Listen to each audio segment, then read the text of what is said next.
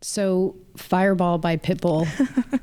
It's the honorary theme song for the trip. Why? Yeah, I mean, so this kind of was born out of the start of day 2 was like a brutal kick to the shins because we did this big whole cresting White Gap pass on day 1, which was like the thing that everybody said leading up to the trip was going to be the hardest part. Yeah. Right. Yeah, that was for sure the most like in your face challenge because it's very palpable. Like you could see the gap and like how far you have to go up, and then you have to go back down and walk because it's treacherous. Yeah, very. It was a trip for sure. And then we were walking it as the sun was going down / into the night.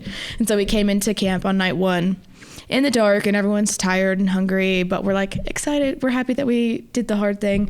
And then we wake up the next morning and we just think it's going to be like fine and dandy out on the trail. And like, we're just going to flash. Yeah. And then it's just immediate, like ginormous rocks. And like, it doesn't feel like you're going uphill, but you're going so slow. And then you realize like when you get to the top, like that was all uphill.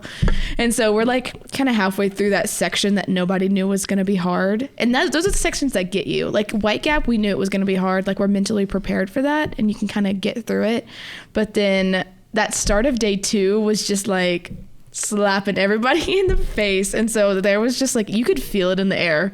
Like people were not happy to be there. And so I was like, we need to switch this up. And so we were in the middle of nowhere, so I had no service, but one song I did have downloaded on my phone was Fireball by Pitbull. And so I was like at the top of a little climb and I was blaring it, and then as people were coming up, like they would stop and we would have a little dance party, and I think it worked. And then it just kind of became like a recurring motif throughout the week, is like when things kind of got tough and like you could feel the air get thick, we would just bust out a dance party. Create an opportunity for Cole to really show off his dance moves, or what? Hey, my good side made an appearance in the final doc. Okay. And speaking of that, though, you really stepped in for us because we didn't have like an actual presence. Our team for Fearless didn't have a presence in that spring break trip. And so you guys stepped in from an audio and a visual role and really helped us tell this story. And it really wouldn't have happened if we didn't have you guys. And I want to know more about, like, for you, Cole, that process of, yes, you're climbing this horrible mountain and you're going through White Gap, and sometimes it's really hard and it's tough and it surprises you, like KP said. But then on top of that, you have to like be documenting this journey. Like, how was that? Was that hard for you, or did you feel like it was kind of second nature to just jump off your bike and fly the drone? And so luckily, after taking the class like a couple of times, you kind of get used to being able to get off the bike as quickly as you can, get your camera out and be used to being able to shoot people as they go by, like get as much footage as you possibly can. But you really have to get yourself in the right mindset whenever you're doing it, because it is so easy to just start biking and just completely forget about it. Mm-hmm. Because it is such like one of those sports where you get like tunnel vision and you lock in on, say, your front wheel or like the road right in front of you. And you can really lose track of everything that's going on. So you have to be able to get in like a mindset where like, okay, produce. Like that's the main thing that you're thinking about. It's where like you get halfway up a hill, whether you're tired or not, you can say that's your excuse for getting off the bike, but you have to just kind of toss your bike and be like, okay, everybody else is going to do the exact same thing I just did. Yeah. And it kind of just becomes systematic at some point. You said something that I think is important too. You said this is kind of a sport, and for people who they maybe don't see themselves as being athletes, or they're not particularly athletic, or they've never done something like this before, it's kind of easy to think, I don't fit in this class. But the thing that I love about this group is that it really was eclectic, and a lot of people were doing stuff like this for the first time. And I want you both to kind of speak to how this class isn't designated for people who have shot cameras before, or people who have been out on bike packing trips before. Dr. Foster wants this to be a space where people can come and learn, whether they have any experience or not. I think I can speak to that, being that I am much less athletic than Cole is. And, that's just something, that's just the way it is. And that's something that I've really come to appreciate about myself, and that I think is kind of a major thing that Dr. Foster and Dr. Keene want you to take away from a trip like this is that your body is so capable and you don't realize it. And so they create these spaces where you can be pushed and you can, have a safe place to fail if you do. But then a lot of times you're going to succeed, or almost all of the times you're going to succeed. And so I think that's what draws a lot of people to it and I think that's also what's really valuable about the products that we produce in the class is that it shows that we've got people that, this year we had someone originally starting who had never ridden a bike before, and they still signed up for the class. And they still went through all the practice rides too. Like they still participated, fully. And right, they just got hurt at the last second. Yeah, which is unfortunate. But in a lot of ways, they were still able to enjoy the growth that takes place for people who participate in this class, whether they are able to do the spring break trip or not. Right, the class is so much more than just the week out there because we have all of these training rides leading up to it, and there's a lot of mental preparation that goes into that all semester long. And I think that creating a space like Dr. Keene and Dr. Foster have created is really valuable in that people can have no experience camping or biking or shooting with a camera, and this class is designed to give them all of that in a really short time with a really supportive group of people around them. And that's where you see the growth, is the people around them, is what's encouraging and lifting everybody up. And that's probably like my favorite part about the class, is that you have engineers and future doctors, and then you have people like me who do want to go into this line of work. And you have Cole, who's an architect, but he also, does wedding films on the side. And so like, it just brings together such a diverse group of people, but we're all here for the same goal. Like, we all want to push ourselves to do something that we've never done before. We all want to push ourselves to, be uncomfortable and grow in that uncomfortableness. That discomfort. Yeah. Yeah. And I think that, you kind of mentioned that connectivity piece, and Dr. Foster and Dr. Keene talk about the community within this group and the value of that, because it's not something that happens over during the practice rides and during the spring break trip. It persists and continues for periods of time afterward. And you see the relationships kind of sustain after that trip. It's important. I think it really, like the people that you were saying that have never done this before really get the most out of it. The first time I did this in 2020, I was actually a part of the group that was assigned called First Timers. Our entire job was to document the people who'd never done this before. So I was in a group of 4 other people who'd never done it before. And it's really those kind of people that's where you see the lifestyle changes the most. Those are the people really that it opens up their mind to what's really possible. They know that after something like this, they can go out and conquer anything. It's really fun. I experienced it myself. I sucked whenever I first started riding bikes. I crashed 5 times on the first ride. I still have scars from it. And yeah, it's not always going to be easy, but that's kind of the fun part. It's not always supposed to be easy. You're not going to find that growth. You're not going to find the good times if there's not a little bit of struggle along the way. And then I think I turned out pretty well after all that. Yeah, I would say so, both of you. And KP, we talk about this trip is kind of unfinished business for you, but I don't know that this is how you would kind of describe your experience, but having both been on this trip once before, what did you take after a second time? Do you feel like that being part of it for the second time allowed you to have a different experience where you maybe had more breadth of, experiences, or what was this like for you the second time around? I personally would recommend that pretty much everybody should do it a second time. It's a completely different experience. I had so much more fun this time. No offense to anything that happened in 2020. I did get cut off because of COVID, so that's part of it. I never finished the entire trip.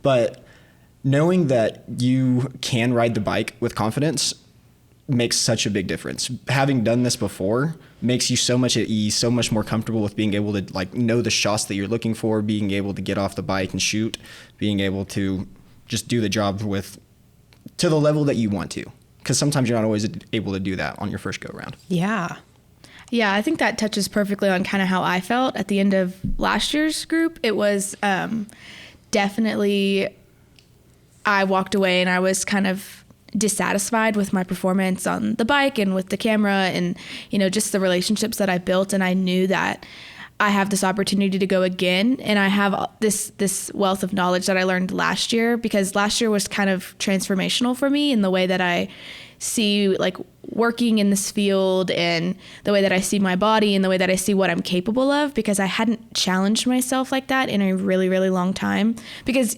that's not something you do every day. You know, like you don't go out and be like, how am I going to make myself feel miserable for a week today?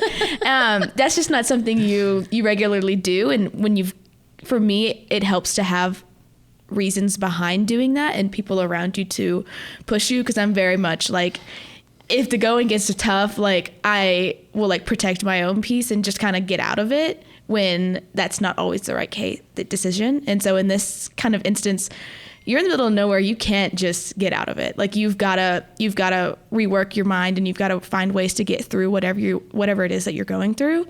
And so the first time around was that for me. Like I hit a really low point. Like I crashed in the middle of the week. I had a big breakdown on camera, and it was fabulous, but it was really well needed, because sometimes you get so used to doing things that you're really good at. And I don't often put myself in spaces where I know that I am going to fail. And that's what I did last year, is I put myself in a space where I knew that failure was inevitable. But what I learned was what happens when you reach that point of failure and what you do coming back up out of it. And so that was kind of those lessons that I learned in those low points of last year is what I really took and what I wanted to bring this year. And I wanted to bring that as a resource for other first timers and things like that, to show them that, hey, this is me. This is what I look like. This is my experience last year. And I still liked it. And I came back and I did it again, because there's something so valuable in putting yourself in those hard spaces that you owe it to yourself, if you have the opportunity and the means, which thankfully I did, to do it again. And I don't regret it at all. And I'm like Cole, I did enjoy the second time around much more than the first time. And I think there's a whole host of reasons why that was the case, but very thankful that I did it again, and that I had the ability to, walk away and feel completely satisfied. You talk about that word transformative, and I want to about that first time going on Adventure Media and how it was transformative for you. And I want you to kind of put that in perspective to us, because I feel like your future path changed a lot, and that experience helped you identify with who you wanted to be a year from then, going on Adventure Media for the second time. But beyond that, now I feel like you have pushed yourself to go ahead and take advantage of every single opportunity that you can to be like capturing life as it happens outdoors. Tell us about that. Mm-hmm. Yeah. So last year, that my first run of Adventure Media was really my first experiential kind of, what do we call them? Experiential learning opportunities, or like field-based courses. Yeah. It was my first field-based course. I didn't know Dr. Foster or Dr. Keene at all. And I just I went into the interview and I was like, this is what I want to do. I'm really passionate about like outdoor conservation and all of that. But I haven't been outdoors since I was a kid. And so here's kind of this situation that I'm running into, is that I want to work in these outdoor spaces, but I don't feel confident right now. And so that's like the biggest thing that the class has given me, is confidence in outdoor spaces and confidence in myself, and knowing that I can survive when it's 30 degrees outside and raining and sleeting on me, and I can survive when it's 110 degrees outside and I've got to go get to work. And because I've been a part of quite a few of those field-based courses now. And so I think it's really prepared me for my future and what I want to do. And I want to tell stories of the environment. And I want to help make a lasting impact in fixing, kind of the damages that we've got going on, and then telling the story of the people who are also doing the same. And just really reaching an audience that cares about the outdoors and cares about protecting the outdoors, and then also realizes the importance of everybody being outdoors and spending time and kind of breaking up that mundane life that we tend to fall into. I want to know, Cole, about, there's this like vlog when I think it was Jacob or Dawson maybe that you're talking to, and he's like, my style in writing is all gas, no brakes. Like, and I feel like there's a group of guys from this past group that just like loved that all gas, no brakes mentality. And I want to know about the most gnarly crashes that you saw throughout and that you kind of documented. That we saw. Instantly the first one that comes to mind is Jacob. It was right after that interview that you're talking about was right after this fall. I was flying my drone and I happened to be on like one section. Was it Jacob or Dawson that does the vlog when you're asking him who says all gas, no brakes? Jacob. Was it Jacob? Okay. Jacob. So we were on this like little section. It was the wrong direction. We weren't even supposed to go this way. But there's this really big hill, and Jack, just because he's amazing at this stuff and loves the challenge, so he's just like, I'm gonna do it. He's like, he said, Dr. Foster, can I go down the hill? And so Dr. Foster's like, yeah, go for it. And then Jacob, of course, like wants to follow right behind him. And so he said, I'm gonna do it too. Jack makes it, no problem, no issues. We have a really cool like GoPro shot of him going down the entire thing. And so I get my drone out and we're filming Jacob going down it. So I'm watching the entire thing from like my phone screen. And he gets halfway down the hill. Nasty slide out. Like he tries to make a turn, wheels fall out the side of him, and he like slides across the ground for a little bit. Well, that was fall number 1. So he gets back up and he's like, okay, let's go. I got this. You can see in his face, even from this like phone screen. So he hops back on the bike, takes off as fast as he can. As soon as he gets to the bottom of this hill, he's got some pretty good speed built up. I don't know if he hit a rock. I don't know if there's a washout. I don't know what it is. But he goes fully over the handlebars, sails, like puts his arm out like Superman, tucks and rolls. It is very impressive. I'm not going to lie. I wouldn't have believed it had I not seen the entire thing and have it on film. But his bike flies about like 8 feet to his left, and he just perfect like swan dives out of it, jumps up just like a gymnast, and said, I'm okay. Didn't he stick the landing? No, he said, yeah. Did you see this part? Did you see I was this up fall? on the hill, so I didn't see it quite in detail like that. I actually haven't seen the video. Oh, really? I don't know that I've seen that one either. I don't want to pick on Jacob, but he's also he's also the one that comes around that bend really hard, like the hairpin, and he just you tell the story. You can do it better than I can. I was okay. Yeah, this might have partially been my fault that he fell into the cactus. That's the spoiler alert. He falls into a giant barrel cactus. So I was down at the bottom of this kind of steep. So the trifecta of single track is downhill, turn, slippery rocks. And that's what this was. And so usually you can deal with 2, but 3 is when it starts to get really hairy. And he's coming down and he's making the turn, and they don't see this barrel cactus, but I do. And that's why I'm posted up here, because it's a great shot. So he's coming and he comes around and his bike kind of slips out from under him, and he just bunny hops right into the cactus. He puts his like right leg out to kind of like try and stop save him, himself. Because there was not just the barrel cactus, there was all kinds of fun pokey things because you're in the desert. And he's coming, and I hadn't shot in slow motion all day, and for some reason I was just shooting in slow motion at that moment, and it just turned out so perfect. Not for him that he fell into the cactus, but from a production standpoint it was fantastic. But he took it like a champ. He really did. He immediately fell into the cactus and immediately came up to me and showed me his leg while I was videoing, and then he pulled out an inch-long spine like out of his calf. Oh my God. I would not be okay. I had to do everything to not like just shut the camera off and be like, ugh, because it was so like there was blood, and yeah, it was gnarly. But was that like maybe the biggest spill that you've seen on your 2 adventure media trips? Oh no, there was a really bad fall. The first time I did it, we were going down this big long gravel descent, and his name is Logan, and he was going. I don't know what happened. It happened in front of us. I've only seen someone behind him had a GoPro on, and he just busted it like wheels. It looked like a cartoon fall, and like his helmet, the plastic part broke off, and then he was about 4 feet, 6 feet from falling off the edge of the mountain.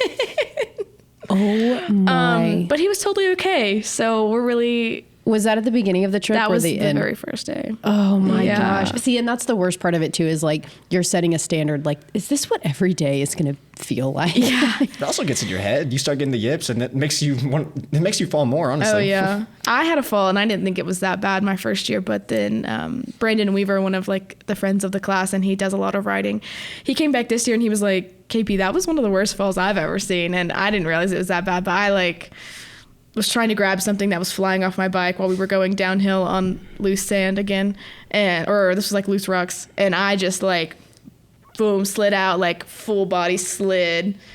Yeah, it was rough. I still have, my knee is all still banged up from it, like a year and a half later. What are your battle scars? You said you have some. I've got a couple. I hit a rock. I don't remember exactly what I hit, but I ended up like going forward over the handlebars. As I'm falling down, my handlebars twist at a perfect 90 degrees to where it just like sticks into the ground, and I fall right on top of it, and it like goes into my stomach. And there was nothing sharp about it, but it left the like scar. I don't know how that happened. Like, it was bleeding. I really thought I broke a rib for a while. And then the other big one I did was actually the Big Bend trip that I took. It was actually our last day. We'd been riding for like forever. And then we had bags on our bikes, which is a completely different experience because they like weigh you down and you get used to riding like that. And then one of the grad students was doing a study over how different like perspectives, points of view can affect like the viewers' like brainwaves and how they like perceive something. And it was actually really cool. And so he used us as like test dummies kind of thing. So he put like GoPros in like different spots on like our head, on the bike, on like handlebars, stuff like that, to test out how different people react to that. And so we stripped our bikes down to back to just bare bones, no bags or anything. So none of us were used to actually riding with a bike that was that light again. And so he's like, okay, just go back to like the river area. I was like, oh, I got this. And so I felt like Lightning McQueen out there with no bags on my bike. So I'm just flying. And we had just done this section, so I thought that I knew everything that was going to be there. So we go up a hill, I'm going back down a hill, and I'm going pretty quick. And then I realized there's a washout at the bottom of this hill. I had no idea. I tried to slam on the brakes, nothing I can do at this point. Hit the washout, and like, picture like that semicircle kind of thing. My front tire slams into that thing, and I catch air for a solid, it felt like forever. Everything went in slow motion. Next thing I know, I ended up in a mesquite tree. Oh my gosh. And then Maddie Walker like rides down because she caught up, and she's like, you good? I was like, give me a second. I popped my thumb back into place while she was washing. Oh my gosh. No. So those were my only two like bad falls, I would say. And Maddie Walker now works for Texas Parks and Wildlife, so she's killing it. And again, I mean, she's another one. You talk about like the influence that this has on like your future career path. She's like a perfect walking example of that, which is really cool. She's a great ambassador of the class and this program. You talk about the yips, and I want to. There's a part of episode 4 where Emma is talking about that, and she kind of has this, she says it a lot more eloquently than I am right now, but she says something like, you know, I get scared in the downhill stuff, and it's supposed to be what's fun, but like you don't get a chance to enjoy the fun part if you're so scared of the challenge. And she was like, I got the yips, and I've never heard that before. And where does that come from? Like, is that? I heard that from Dr. Keen. He's like, I got the yips, y'all. He says it a lot. Yeah. So no, I say it. I think that's a really cool, it's something that's really symbolic about the trip though, because it is kind of an intimidating thing for people, whether you have grown up all your life being outdoors or not. Like, the challenge of this trip is really daunting, and this class can be really daunting. What do you feel like is, we talked about like the community portion of this, but what is the most rewarding part of the opportunity that this trip provides for you to be able to go and do something that you have never done before, and beyond that, something that you didn't think that you could accomplish? For me, you really find the most rewarding points in the low points, and then what happens right after. So when you reach those bottom points, and what immediately happens after that? Do you completely shut down, or do you pick yourself up, dust yourself off, and get back on? And that's kind of the experience you typically see is people go through these really hard things. They can crash, they can not feel good, they can be tired, they can all of these different things. And you just see this perseverance switch just flip on inside of their brains. And that was something that I really loved about repeating this year, is I kind of knew what to look for, and to see like the own stories that people are having within themselves. Because yes, there's a whole story about the collective group going and doing this big thing, but there's all of these individual people having these transformative experiences and getting to see that like all of these people are having a mindset change, and you can see it if you know what you're looking for. Yeah, it's cool. KP definitely hit on the biggest part. It really is just a mindset change. It's whether it's going to be like the mindset for like your future career, what you want to do, because that's shifted in a lot of people after this class, whether it's going to be how you see yourself. One like prime example that I've halfway witnessed it, I was mostly told about it, was Tanner Fowler. Just because from what I've heard, because he was in it on 2020 with me, but apparently I caught him like at the end of his hero's arc as he was like coming out the other side. And so I always saw him as like somebody that was just amazing, like really good at what he does. But apparently, like even on like the bike too, though, like I was always impressed with him. And then, but apparently like he was one of those people just like Nate, he didn't know how to ride a bike before he started Adventure Media. But as soon as he started, apparently like everything changed and he started working out daily. He looks great now. I still follow him on Instagram. So if you're seeing this, Tanner, good job. But yeah, it's just one of those things that can really start to change your life in a lot of different ways. Yeah. And you talk about Tanner Fowler. He was actually my intern prior to this position that I have now for the university. I worked in athletics and he was my intern. And so I had an opportunity to kind of watch that full on transformation. And that he's the first person that told me about Adventure Media. He was the first person that kind of exposed me to what this class can do. And now, I mean, he is he is a tremendously successful person. He's a wonderful individual. He, again, is like Maddie. He's a great ambassador of this program. I want to talk about too, we've talked about individual growth opportunities, but who is somebody that you watched in the process of this trip, like really come into their own? Like, is there a specific either situation or somebody as an individual who you watched kind of develop and grow throughout this process? One that I definitely noticed was Keely. Like Keely, that's what I was gonna say. She's a light. Yeah, she was probably my favorite person on the trip, myself included. Love that girl. Everything she says makes me laugh. Hey, I'll just leave myself out. But she obviously I think this is one of the first times that she'd ever done biking and stuff like that too. So she was obviously trying to figure it out, get used to it. We found out on like day 3 of spring break trip, after we've done all these other training rides, she didn't know how to change gears. She's been doing this entire thing in one gear. So she's just trying to make it hard on herself at this point. But day 4 is whenever I saw it for her. She was killing the single track. She transformed entirely as a rider. Went from somebody who was like kind of just chilling at the back for most of the time, not really doing too great. Just because there was like one time I remember at the Cap Rock ride, I went up to her, I was like, "How you doing, Keely?" And usually she's just so happy to be like, "Oh, I'm doing so good. How are you doing?" She said, "Not good." Oh, bless her. I felt so bad. I've never heard her say that. But day 4, you would have never known that. She apparently learned how to switch gears.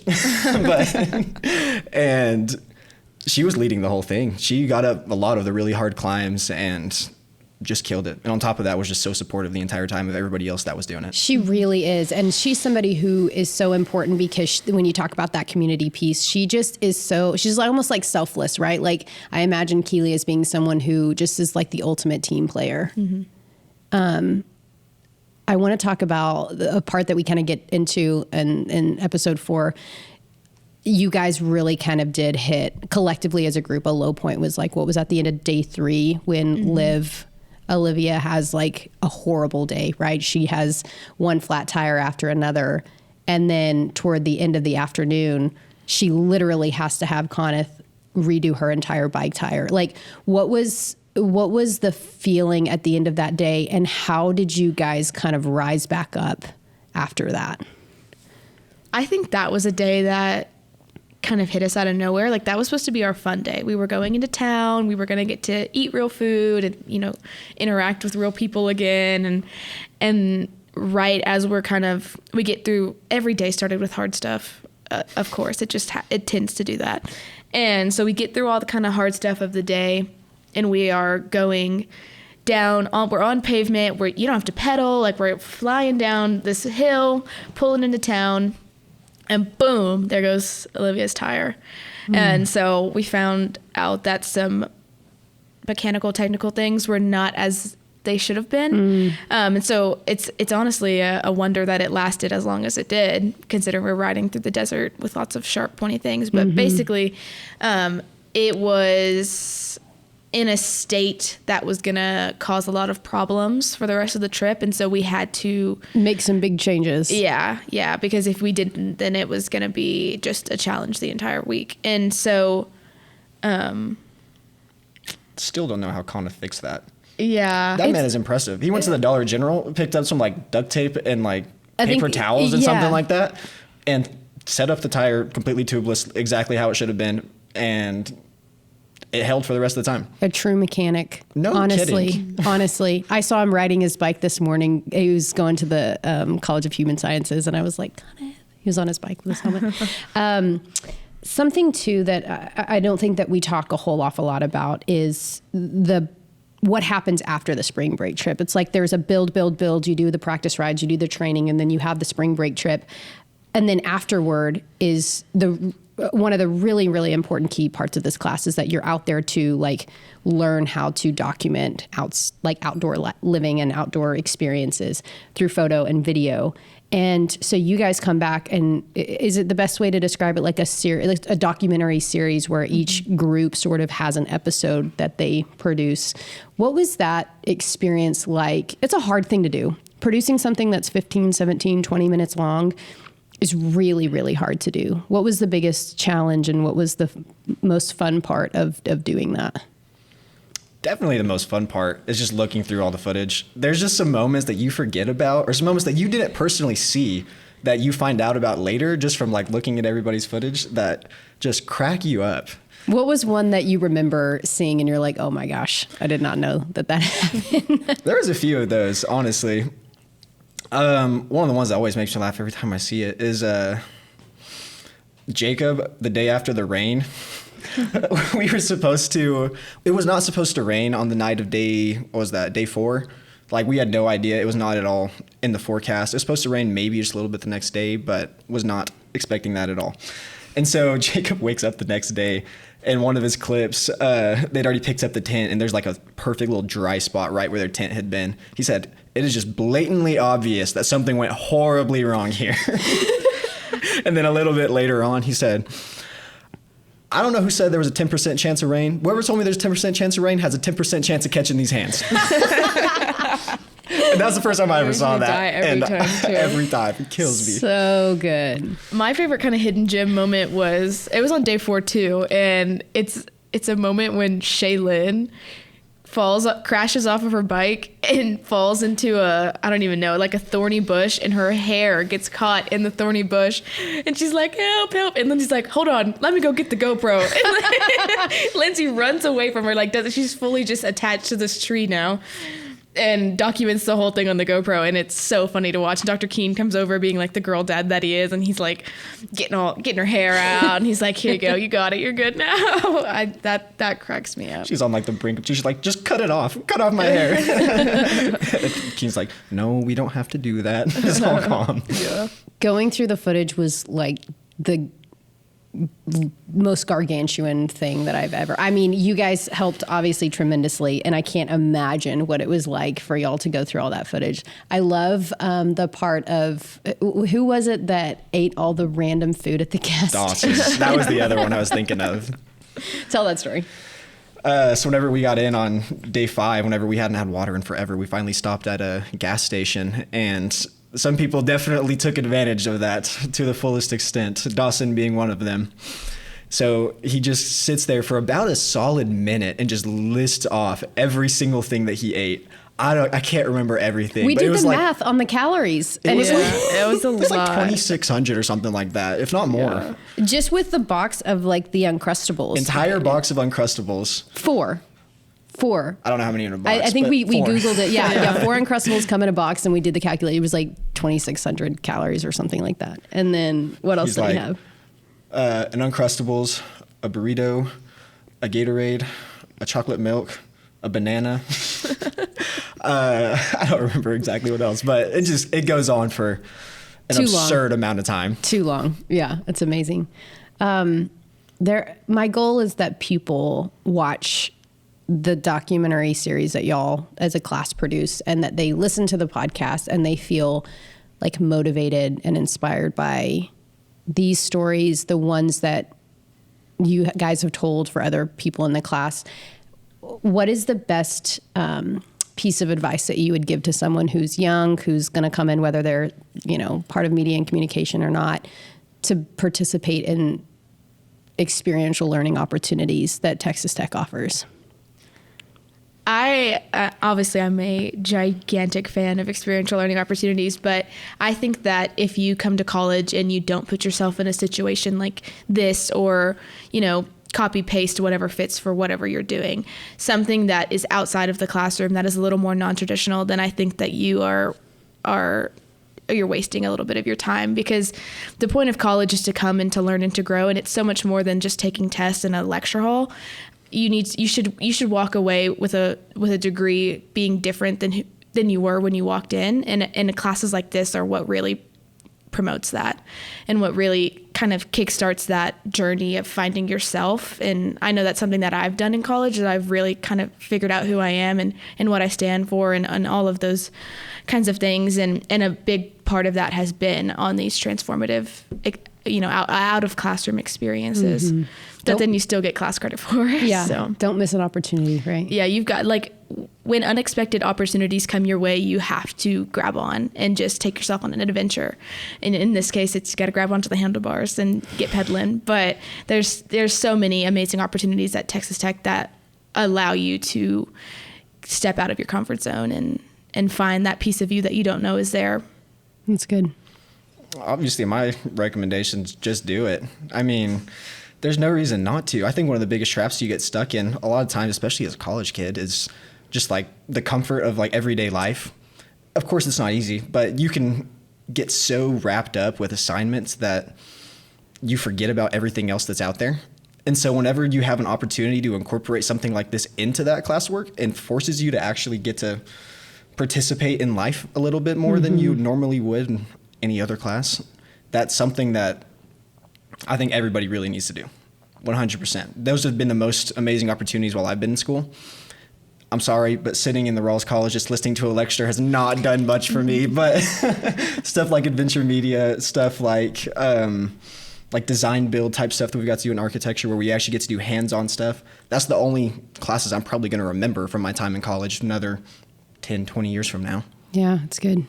I just want to emphasize that this, the stories that we're able to tell of adventure media would not happen in Fearless if it hadn't been for both of you. And I just really thank you for being on this journey with us. And more importantly, I think allowing us to participate in it with you. I think that the thing that makes this episode and that makes this story valuable is that it's something that's true and it's something that's real for you guys, and you're sharing the opportunities that you learned and showcasing the ones that your peers learned through this trip. So thank you guys so much.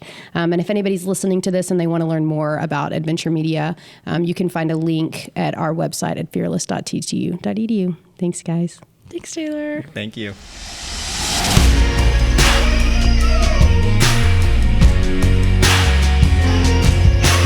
Fearless is produced by the Texas Tech Office of Communications and Marketing. It's hosted and written by me, Taylor Peters, and co-produced by Allison Hirth. Thomas Boyd is our audio engineer. He does sound design and edits this podcast. If you'd like to learn more about the characters that we talked about in today's episode, go to today.ttu.edu/fearless. And don't forget to follow Texas Tech University on social media. Fearless is a Texas Tech production. From here, it's possible.